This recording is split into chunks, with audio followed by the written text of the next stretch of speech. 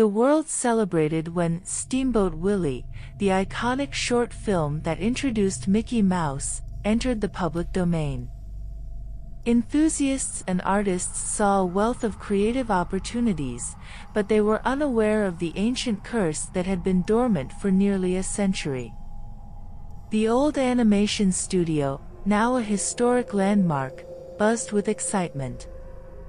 A special screening of Steamboat Willie was scheduled at midnight, marking its transition to the public domain. Fans and historians alike gathered, their chatter filling the air with a festive mood. Sarah, a young archivist, had been tasked with overseeing the event. She had always loved Mickey Mouse, and this assignment felt like a dream come true. However, as the night wore on, she couldn't shake a growing sense of unease. The air felt thick, almost oppressive, as if the studio itself was holding its breath. At the stroke of midnight, the lights dimmed, and the projector whirred to life. The familiar black and white scenes flickered on the screen, and the audience cheered. But as the film played, something felt off. The animation seemed wrong. Mickey's cheerful demeanor appeared strained, his iconic smile more sinister than joyful. Sarah's heart raced. She had seen Steamboat Willie countless times, but this was different. Mickey's eyes seemed to follow her, filled with a malevolent gleam. She shook her head, blaming the eerie atmosphere for her imagination running wild. As the short film ended, the audience erupted in applause. The lights came back on, but a sense of unease lingered. Sarah approached the screen, intending to examine the reel.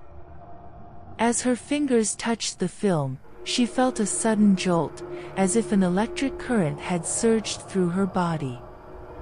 The studio plunged into darkness. The audience's chatter turned into murmurs of confusion and then gasps of horror. The screen flickered back to life, but it wasn't showing Steamboat Willie anymore. A grotesque version of Mickey Mouse, twisted and corrupted, stared back at them. His eyes were hollow voids, his smile a predatory grin. "Ladies and gentlemen," the figure on the screen hissed, "welcome to my domain."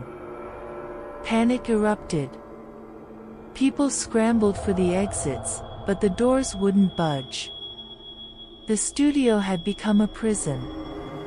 Sarah, now paralyzed with fear, watched as the demonic Mickey stepped out of the screen and into the real world.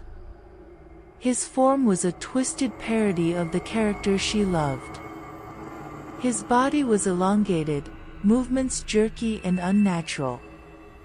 He moved with a predatory grace, eyes scanning the crowd with malicious delight. "Playtime," he whispered, his voice a grating echo that filled the room. The audience screamed as the monstrous Mickey lunged forward, his claws slicing through the air. Chaos ensued as people trampled over each other, desperate to escape. But there was no way out. Sarah stumbled backward, her mind racing. She had to find a way to stop this nightmare. She remembered the old studio blueprints she had studied. There was a hidden room behind the projection booth, a place where Walt Disney himself had worked on his earliest creations. With a surge of determination, she dashed towards the projection booth, dodging the carnage around her. She could feel the evil Mickey's eyes on her, but she didn't dare look back. She reached the booth and frantically searched for the hidden lever she had read about. Her fingers brushed against a small, inconspicuous switch. She pulled it, and a section of the wall slid open, revealing a narrow passage. She slipped inside and slammed the door shut behind her. The hidden room was dimly lit, filled with old sketches and animation equipment. In the center stood a large, ornate mirror. Inscribed on its frame were the words, "To summon the light, you must embrace the darkness." Sarah's breath caught in her throat. She realized what she had to do. She approached the mirror, her reflection staring back at her with a mixture of fear and resolve. Taking a deep breath, she reached out and touched the surface. The mirror rippled like water, and a figure began to form. It was Walt Disney himself, or at least a spectral version of him. His eyes were sad, but there was a glimmer of hope in them. "Sarah," the ghostly Walt said, "you have the power to stop this. Mickey was created with love and joy. You must remind him of his true nature." "But how?" Sarah asked, her voice trembling. "Believe in the magic that brought him to life," Walt replied. "Show him the memories of his creation." Sarah nodded, determination hardening her resolve. She turned to the old sketches and began to gather them, her mind racing through the history she had studied. She found the original drawings of Mickey, each one filled with the joy and passion of his creator. Armed with the sketches, she left the hidden room and confronted the demonic Mickey. He turned towards her, his eyes narrowing in anger. "Back for more," he sneered. Sarah held up the sketches.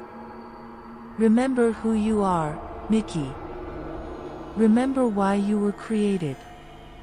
The monstrous figure hesitated, a flicker of confusion crossing his twisted features. Sarah took a step closer, her voice steady. "You were created to bring happiness, to make people smile. This isn't you. Look at these sketches. Remember the love and joy that brought you to life." Mickey's form began to waver, his monstrous features softening. The sketches seemed to glow with a warm light, filling the room with a soothing presence. The malevolence in Mickey's eyes flickered and then began to fade. "No!" he screamed, his voice a mix of rage and despair. "I won't go back." But the light grew stronger, enveloping him. The audience, now watching in stunned silence, saw the transformation. The evil Mickey shrank, his twisted form dissolving into the air. In his place stood the original Mickey Mouse, the cheerful character everyone loved. Sarah collapsed to the floor, exhausted but relieved. The studio doors creaked open, and the audience slowly filed out, dazed but safe. In the aftermath, Sarah was hailed as a hero. The studio was cleansed of the dark presence, and Steamboat Willie was celebrated once more. But Sarah knew that the true hero was the magic and love that had created Mickey Mouse, a reminder of the power of creativity and joy in the face of darkness.